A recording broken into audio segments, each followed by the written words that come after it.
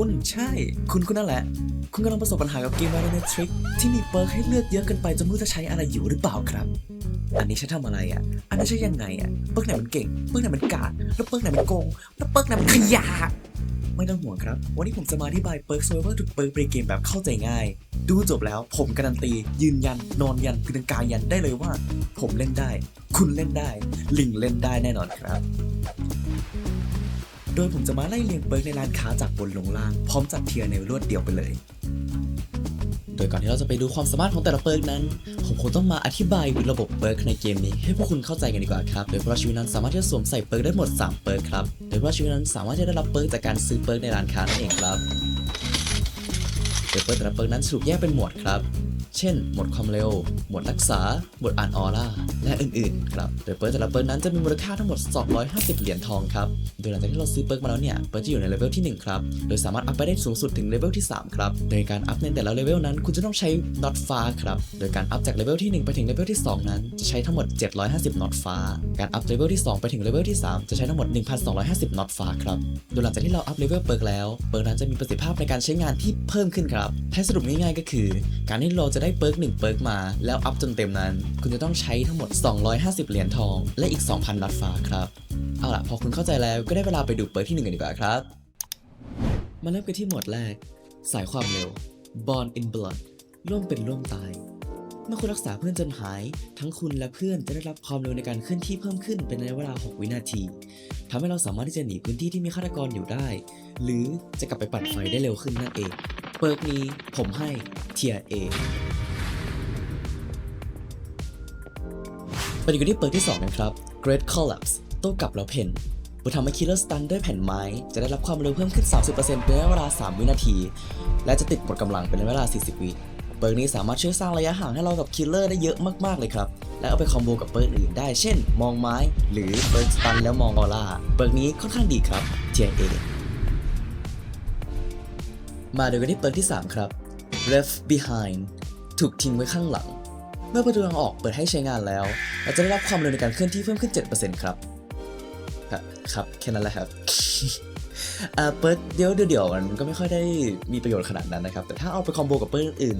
เช่น We Are Stronger Together หรือคู่กับ Adrenaline Shot นะครับก็จะทำให้เรานั้นมีความเร็วที่แทบจะเทียบเท่ากับ Killer ได้เลยเทียดีครับไปกันต่อกับเปิร์กที่4ครับผม Perfect Landing ลงแบบโคตรเทพเมื่อตกจากที่สูงนั้นเราจะฟื้นตัวจากการตกได้เร็วขึ้น 75% และได้รับความเร็วเพิ่มขึ้น 40% เป็นเวลา 3 วินาที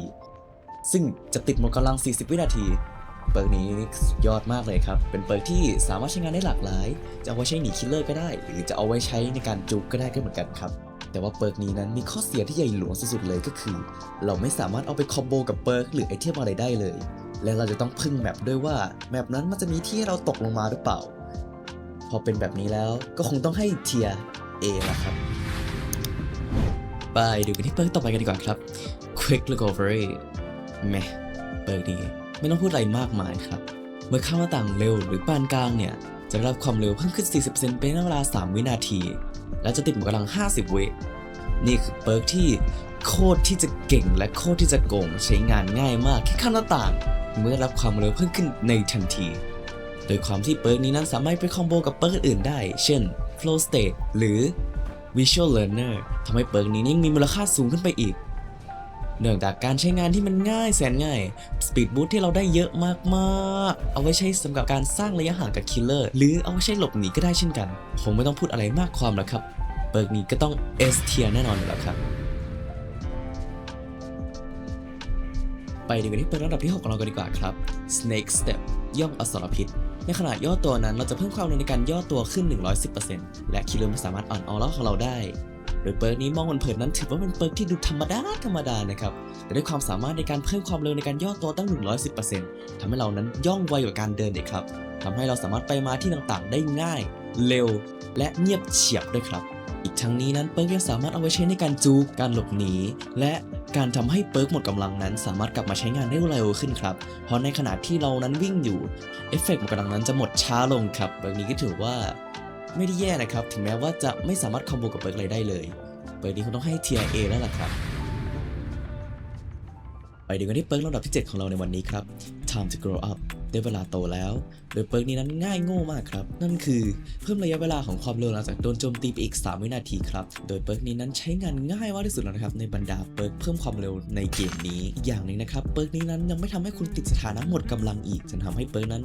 มีมูลค่าที่สูงมากและสามารถใช้งานได้หลากหลายเช่นหลบหนีหรือจูครับโดยในวิดีโอนี้จะแสดงให้เห็นว่าคนที่ใช้เปิร์กนั้นสามารถสร้างระยะห่างเพิ่มขึ้นมาได้ขนาดไหนมีหนำซ้ำยังสามารถคอมโบกับเปิร์กอื่นๆได้อีกเยอะมากครับเพราะฉะนั้นเปิร์กนี้เขาต้องให้เทียร์ S ด้วยครับเกมนี้เปิร์กกี่เปิร์กวะไอ้บ้ามันไอ้ชาย38โอ้โหทั้งวันทั้งคืนมั้งเนี่ยมาดูกันที่เปิร์กระดับที่8ของเรากันดีกว่าครับ We are stronger together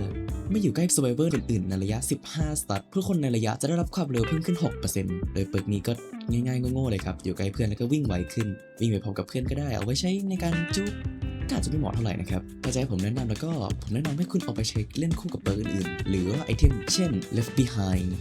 อะดรีนาลีนเป็นต้นครับโดยเปิร์กนี้นั้นมันไม่ค่อยเก่งเท่าไหร่แต่ด้วยความที่มันสามารถไปคอมโบกับเปิร์กอื่นได้ผมจึงให้เทียร์ B ครับ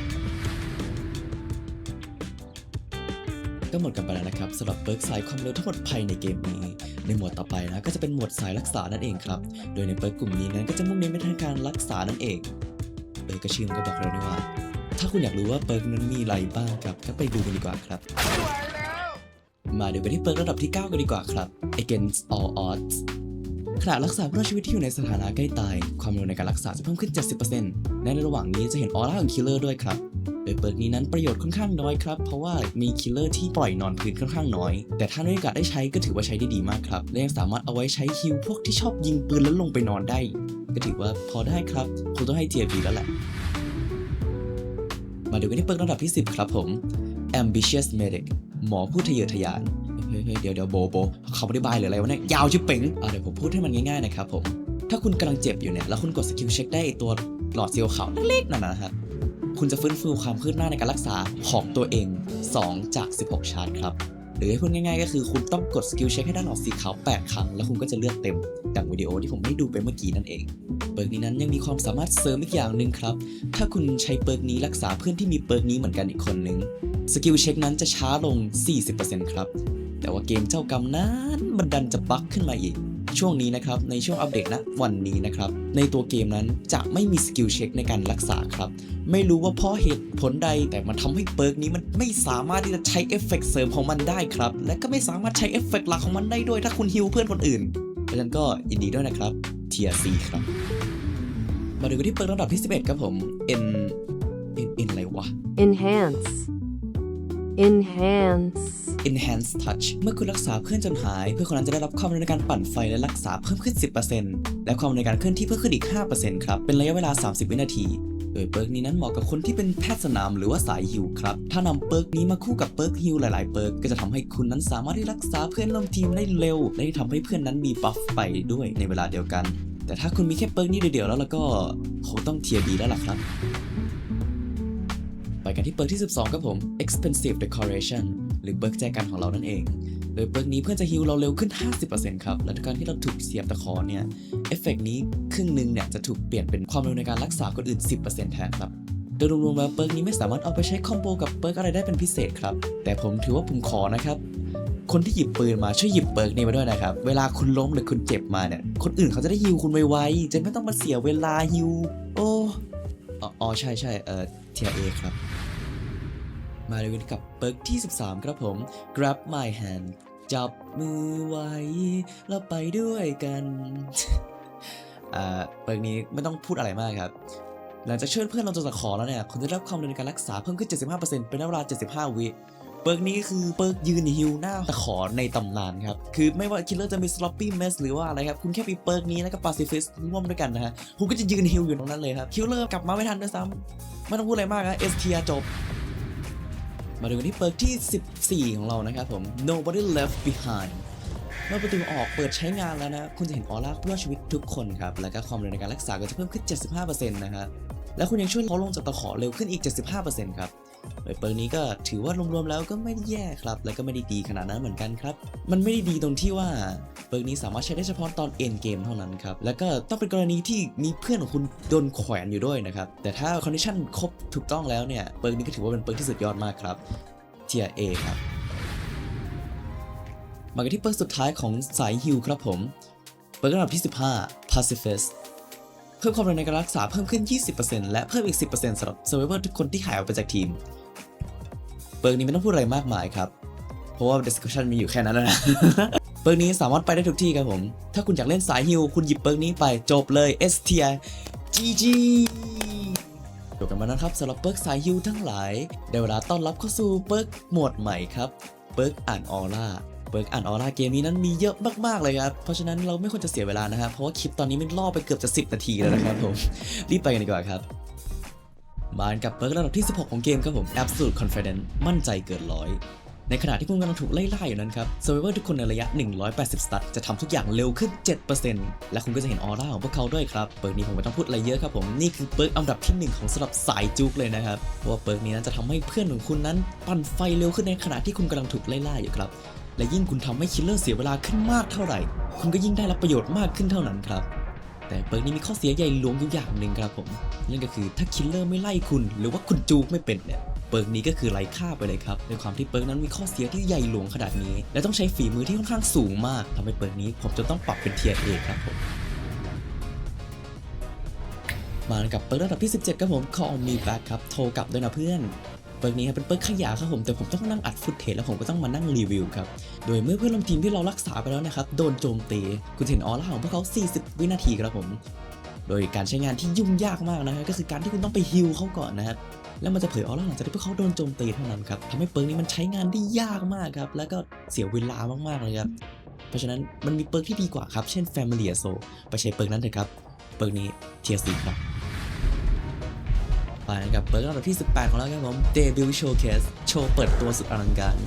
เมื่อคุณแพรรี่สตันหรือทำให้คิลเลอร์ตาบอดครับจะเผยออร่าของคิลเลอร์ให้กับทุกคนเห็นเป็นระยะเวลา5 วินาทีครับโดยเปิร์กนี้แล้วรวมๆก็ถือว่าเป็นเปิร์กที่ไม่ได้ดีแล้วก็ไม่ได้แย่ในเวลาเดียวกันครับคุณสามารถที่จะเอาเปิร์กนี้ไปคอมโบกับไอเทมในเกมที่ผมโชว์ขึ้นมาให้ดูบนจอได้เลยครับโดยไอเทมแต่ละอันที่ผมโชว์มาให้ดูนั้นสามารถที่ทำให้คิลเลอร์สตันหรือทำให้คิลเลอร์ตาบอดได้ครับโดยรวมๆแล้วถึงแม้ว่าเปิร์กนี้จะไม่ได้มีเอฟเฟกต์เวอร์วังอลังการแต่สามารถเอาไปคอมโบกับไอเทมได้ดีมากๆเปิร์กนี้ผมต้องให้ A แล้วล่ะครับมากันที่เปิร์กที่19ของเรานะครับผม Eyes of Heaven ใช่มันล้อโจโจ้ครับเดี๋ยวกลับเข้าเรื่องกันก่อนดีกว่าครับผมโดยเปิร์กนี้จะทำให้คุณเห็นออร่าของหน้าต่างและแผ่นไม้ในระยะ100 สตั๊ดครับผม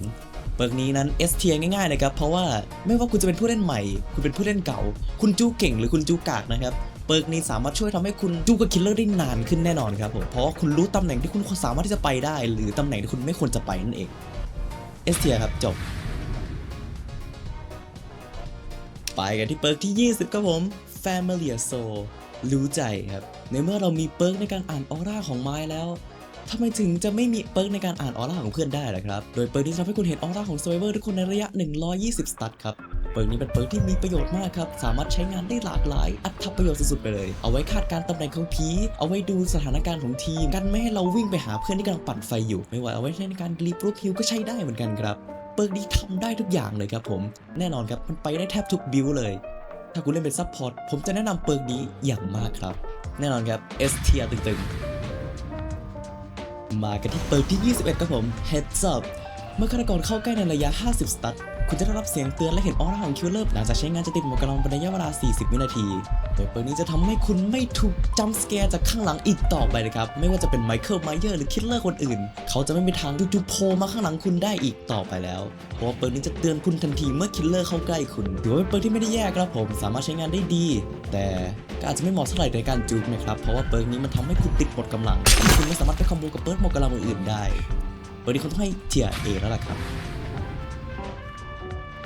มากันที่เปิร์กที่ 22ครับผม Healing Aids เปิร์กนี้จะทำให้คุณเห็นออร่าของคิลเลอร์ครับถ้าคิลเลอร์เขาเตะแผ่นไม้หรือเตะเครื่องปั่นไฟภายในระยะ140 สตั๊ดคุณจะเห็นออร่าคิลเลอร์ไปได้เวลา6 วินาทีครับโดยเปิร์กนี้ก็ถือว่าไม่ได้แย่ครับเอาไว้ดูตำแหน่งของคิลเลอร์ได้ก็ถือว่าเป็นข้อมูลที่สำคัญและเป็นข้อมูลที่ดีครับทำให้เรารู้ได้ว่าตรงนั้นไม้ถูกเตะไปแล้วหรือว่าเครื่องปั่นไฟถูกเตะไปแล้วตรงนั้นเทียร์ A ครับมากันที่เปิร์กลำดับที่ 23ครับผม Flawless Execution หนึ่งในเปิร์กซับไซด์นักปั่นของเรานั่นเอง โดยการทำงานคร่าวๆของเปิร์กนี้ก็คือเมื่อเรากดได้สกิลเช็คสีขาวความเร็วในการปั่นจะเพิ่มขึ้น 5% ครับกดได้ครบ3ครั้งโบนัสจะเพิ่มขึ้นอีก 3% และทุกครั้งที่กดสกิลเช็คไปเนี่ยสกิลเช็คมันจะเร็วขึ้นด้วยครับและหลังจากที่เรากดพลาดหรือว่าเราออกจากเครื่องปั่นไฟเป็นระยะเวลา22วิเนี่ยเปิร์กนี้จะหยุดทำงานจนกระทั่งเราไปกดสกิลเช็คได้อีกรอบนึงครับโดยเปิร์กนี้ผมคงไม่ต้องพูดอะไรมากมายครับว่าเปิร์กนี้มันเป็นเปิร์กที่ดีและสุดยอดมากแค่ไหนครับความเร็วในการปั่นที่เพิ่มขึ้นมาถึง 8% นั้นมันช่วยทำให้เราปั่นเครื่องได้เร็วขึ้นมากๆเลยครับข้อเสียอย่างเดียวเลยคือเปิร์กนี้ไม่สามารถใช้ปั่นกับคนอื่นได้นั่นเองซึ่งเป็นเรื่องที่น่าเศร้าน่าดูนะครับแต่ก็ไม่เป็นไรครับในเมื่อเรามีกรุ๊ปโปรเจกต์อยู่เราคงไม่ต้องกลัวหรอกครับถ้าเกมยังไม่เนิร์ฟเปิร์กนี้หรือว่าทำอะไรกับเปิร์กนี้ก็เป็น S tier ครับยกเว้นคุณไปเจอ King Scorch นะโอ้โหสกิลเช็คเร็วโคตรกดทันก็บ้าละไปกันกับเปิร์กระดับที่24และ25ของเรากันดีกว่าครับโดยเปิร์ก2เปิร์กนี้ผมจะพูดพร้อมกันเลยครับเพราะว่าการทำงานของมันนั้นใกล้เคียงกันครับโดย Last Stand จะทำงานก็ต่อเมื่อประตูทางออกถูกเปิดใช้งานแล้วคุณจะฟื้นเลือด1ขั้นในทันทีและคุณก็จะเห็นออร่าของคิลเลอร์เป็นระยะเวลา20วินาทีครับและก็ On My Own นะครับเมื่อคุณเป็นผู้รอดชีวิตคนสุดท้ายคุณเห็นออร่าของคิลเลอร์เป็นระยะเวลา10วินาทีและคุณจะเปิดประตูเร็วขึ้นถึง 60% โดย2เปิร์กนี้นั้นถ้าเอามาคอมโบคู่กันแล้วก็คุณมันแทบจะการันตีได้เลยว่าคุณนั้นมีสิทธิ์ที่จะรอดไปจากเกมนี้ได้อย่างแน่นอนครับโดย Last Stand จะทำให้คุณนั้นมีแรงลุกขึ้นมาเปิดประตูและ On My Own นั้นจะทำให้คุณเปิดประตูเร็วขึ้นและด้วยความเร็วในการเปิดประตูถึง 60% มันทำให้คุณเปิดประตูเร็วแบบเร็วมากๆครับแค่คิลเลอร์หันหลังไปคุณก็เปิดประตูเสร็จเรียบร้อยแล้วครับด้วยความที่มันคอมโบกันได้ดีขนาดนี้และมันแทบจะการันตีให้คุณรอดออกจากเกมนี้ได้เลยผมก็ต้องให้เทียร์ A แล้วล่ะครับเพราะว่าข้อเสียของมันคือคุณต้องเป็นคนสุดท้ายที่รอดนะเอาละถึงเวลาสำหรับเปิร์กสุดขี้โกงของเรา perfectionist planning แผนการอันสมบูรณ์แบบโดยเปิร์กนี้จะทำให้เราเห็นออร่าของเครื่องปั่นไฟ3เครื่องที่อยู่ติดกันมากที่สุดครับและเมื่อเราไปปั่นเครื่องปั่นไฟ3เครื่องนี้นะครับเราจะปั่นเร็วขึ้น 10% ครับและระหว่างที่ปั่นเนี่ยเราจะเผยออร่าให้เพื่อนเห็นด้วยนะครับว่าเรากำลังปั่นเครื่องนี้อยู่นะเป็นในเวลา55วิครับแต่เราจะปั่นเครื่องที่ไม่ได้ไฮไลท์ช้าลง 5% ครับเปิร์กนี้ผมไม่ต้องบอกก็คุณก็คงจะรู้ใช่ไหมครับว่าคุณได้ 10%ความเร็วในการปั่น 10% มาแบบฟรีๆผมว่าเปิร์กโดนเนิร์ฟเนี่ย ผมว่าเปิร์กนี้โดนเนิร์ฟแน่เลยคือเปิร์กนี้มันไม่ต้องสาธยายอะไรให้มากมายครับคือคุณแค่ไปปั่น3เครื่องที่มันไฮไลท์อยู่ซึ่งเป็น3เครื่องที่ใกล้กันมากที่สุดครับ3เครื่องที่ใกล้กันมากที่สุดหมายความว่าไงครับหมายความว่าคิลเลอร์สามารถเข้าไปแทรกแซงได้ง่ายยิ่งเราไปปั่น3เครื่องนี้บ่อยเท่าไหร่เนี่ยยิ่งทำให้คิลเลอร์นั้นคุมเครื่องปั่นไฟเรายากขึ้นไปมากกว่าเดิมอีกครับเพราะฉะนั้นเปิร์กนี้ครับไม่ต้องคิดอะไรให้มากมายครับใส่ได้ทุกเปิร์กใส่ได้ทุกบิลใส่ได้ทุกที่ครับเหมาะกับทุกคนแน่นอนเพราะว่าเกมนี้เราต้องปั่นไฟเพื่อจะหนี S เทียครับ และเราก็มาถึงเปิร์กสุดท้ายในหมวด Aura Reading กันสักทีครับผม Visual Learner โอ้โหคำอธิบายยาวไปกิโลเลยผมจะพูดง่ายๆแล้วกันครับทุกครั้งที่คุณปั่นเครื่องปั่นไฟเสร็จเนี่ยคุณจะได้1โทเค็นครับโดยเริ่มเกมมาคุณจะได้1โทเค็นครับเมื่อคุณเข้าหน้าต่างแบบเร็วเนี่ยคุณจะใช้1โทเค็นเพื่อเห็นออร่าของคิลเลอร์ในระยะ150สตั๊ดเป็นระยะเวลา5วิครับโดยเปิร์กจะติดคูลดาวน์เป็นระยะเวลา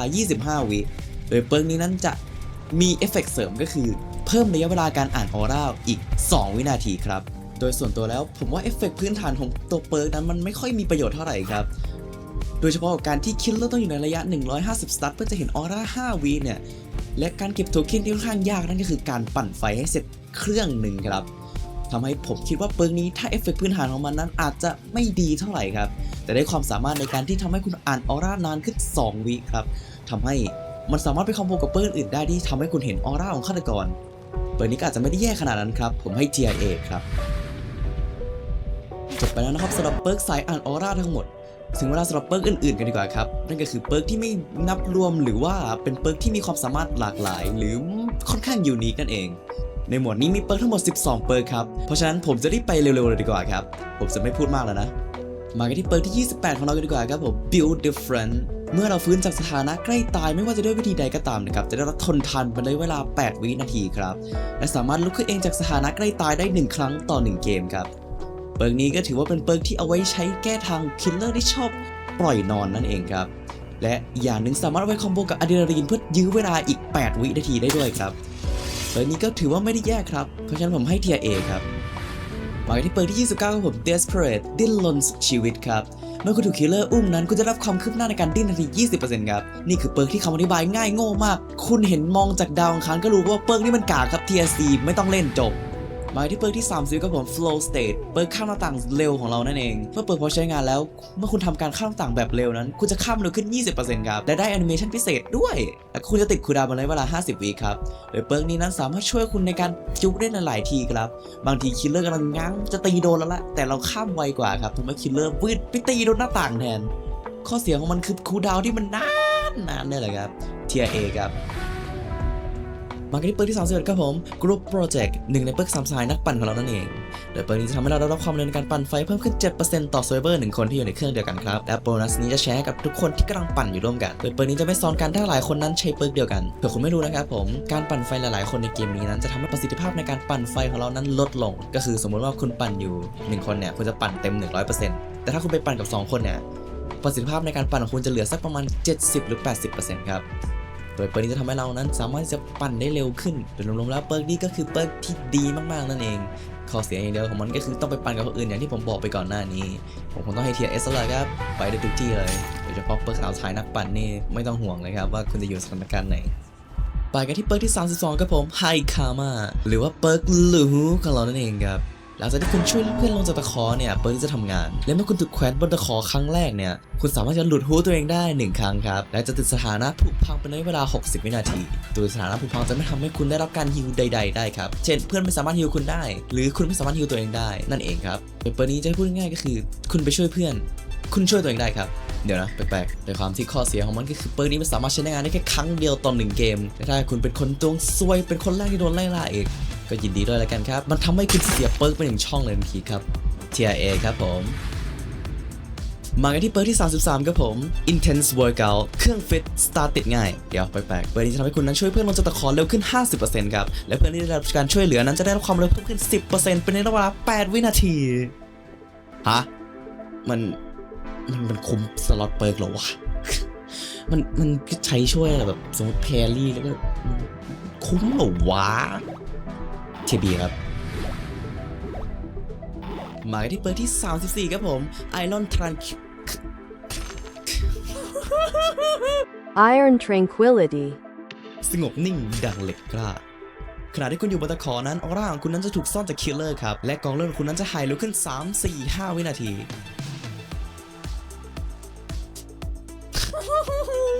เปิร์กอะไรอีกแล้ววะเนี่ยเทียบีครับมากันที่เปิร์กที่32ครับผม No Pain No Gain ไม่ตบไม่ตีไม่ดีขึ้นเลยใช่ ไม่ดีขึ้นเลยเปิร์กนี้ทำให้คุณนั้นติดสถานะบาดเจ็บตลอดเกมครับแต่คุณสามารถที่จะลุกจากสถานะใกล้ตายเองได้และไม่สร้างกองเลือดด้วยครับแถมยังลุกเร็วขึ้นอีกตั้ง30 กว่าเปอร์เซ็นต์แต่ละเปิร์กเนาะ30เปิร์กที่ผ่านมาเปิร์กก็ถือว่าเนี่ยเอาง่ายๆครับเปิร์กนี้แล้วแต่การใช้งานครับถ้าคุณเอาเปิร์กนี้ไปคู่กับเปิร์กแล้วไปยิงตายเอาโง่ๆก็ยินดีด้วยครับนี่เปิร์กเทียร์ C นะครับเอาตามตัวเปิร์กนี่มันคือเปิร์กเทียร์ C ครับแต่ว่าถ้ามันหาประโยชน์ได้หรือว่าคิลเลอร์เขาเล่นไม่เป็นมันก็อาจจะเทียร์ B หรือเทียร์ A นะครับผมให้เทียร์ B แล้วกันแต่ว่าเอาตามตรงเปิร์กนี้มันค่อนข้างที่จะไม่ค่อยดีเลยครับอย่าไปหาเล่นเลยนะเอาตามตรงมันเป็นเปิร์กมีมอะมันเป็นเปิร์กมีมอะมันคือโนไมเตอร์อะจากเดฟไดอะอย่าเล่นเลยขอร้องมันไม่ใช่เปิร์กที่ดีขนาดนั้นถ้าเอาไปคอมโบกับอะดรีนาลีนแล้วก็บิลดิฟเฟรนต์นี่ก็อาจจะพอได้อยู่นะครับเพราะผมชอบเล่นบิลนี้บ่อยๆอะเป็นบิลที่การันตีถ่วงเวลาคิลเลอร์ได้อีก8 วินาทีถือว่าไม่ได้แย่ครับแต่ก็เล่นเปิร์กอื่นเถอะเอาตามตรงเล่นเปิร์กอื่นเถอะไม่คุ้มเทียบีมากันที่เปิร์กที่36ครับผม On Screen Fear เมื่อคุณอยู่ในระยะเสียงหัวใจเต้นแต่ยังไม่ถูกไล่ล่าคุณจะได้รับความเร็วเพิ่มขึ้น 3% และความเร็วในการรักษาหรือปั่นไฟเพิ่มขึ้นอีก 10% ครับเอาตามตรงนะครับเปิร์กนี้นั้น On Paper มันคือเปิร์กที่ค่อนข้างดีและไม่ได้แย่เลยนะครับแต่ปัญหาคือระยะมันสั้นมากครับถึงแม้เปิร์กนี้มันจะบอกอธิบายไว้ว่าเราอยู่ในระยะเสียงหัวใจเต้นถูกต้องไหมครับแต่ว่าความจริงแล้วเนี่ยมันต้องเข้าไปใกล้มากกว่านั้นอีกครับกว่าเปิร์กจะทำงานไม่รู้ว่าเป็นเพราะบั๊กหรือว่าโค้ดสปาเกตตี้ของเกมนี้นะครับแต่ก็นั่นแหละครับอาจจะเป็นหนึ่งในปัญหาที่พัฒนาอาจจะต้องแก้อีกทีนึงซึ่งปัจจุบันนั้นระยะการ activate ของเปิร์กนั้นมันใกล้มากเลยครับก็คือประมาณ 0.5 วิก็จะเข้าระยะไล่ล่าของคิลเลอร์แล้วครับเพราะฉะนั้นก็ เทียร์ซีครับอย่าไปหาเล่นเลย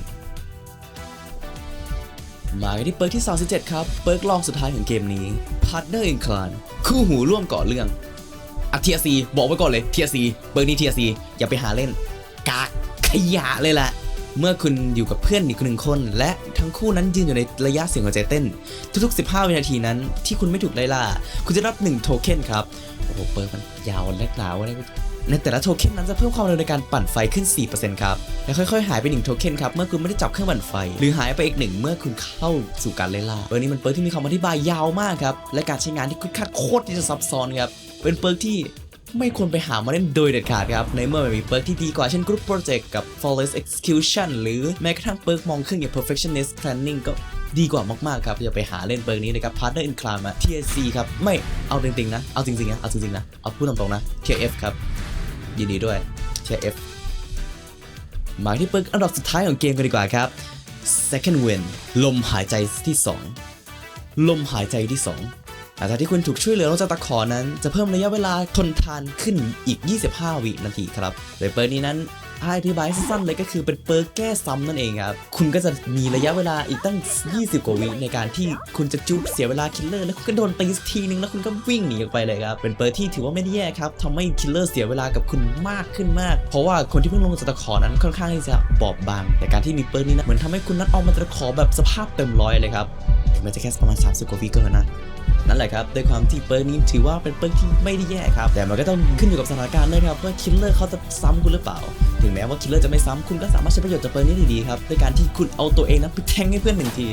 แต่นั่นแหละครับมันก็จะเป็นการที่หาเรื่องใส่ตัวเปล่าๆเอาตรงๆนะครับถือว่าเปิร์กนี้เป็นเปิร์กที่ไม่ได้แย่ครับอาจจะต้องมีสถานการณ์ที่เฉพาะเจาะจงถึงจะใช้งานได้แต่พอมันได้ใช้งานก็มีประโยชน์มากๆเลยครับเทียร์ A ครับนี่ก็คือเทียร์ลิสต์รวมเปิร์กของเราเองแหมสวยงามจริงๆเลย Partner in Crime อยู่ TF อันเดียว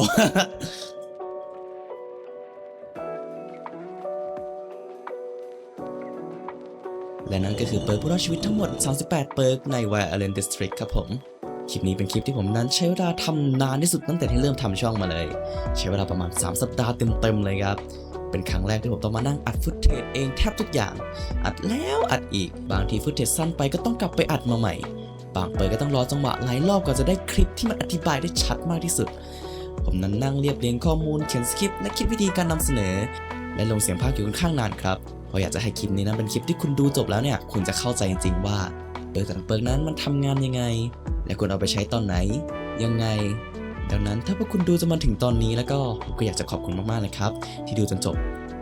และหวังว่าคลิปนี้นั้นจะช่วยทำให้คุณเข้าใจเปิร์กทุกเปิร์กมากขึ้นและช่วยเลือกเปิร์กที่เหมาะกับสไตล์การเล่นของตัวเองได้ง่ายมากขึ้นส่วนคลิปรวมไอเทมนี้คงต้องรอไปก่อนนะครับคงต้องพักสักหน่อยนะ อย่างไรก็ตามครับผมขอให้ enjoy กับการเล่นเกม Violent District ครับแล้วเจอกันใหม่ในคลิปหน้าสำหรับวันนี้สวัสดีครับ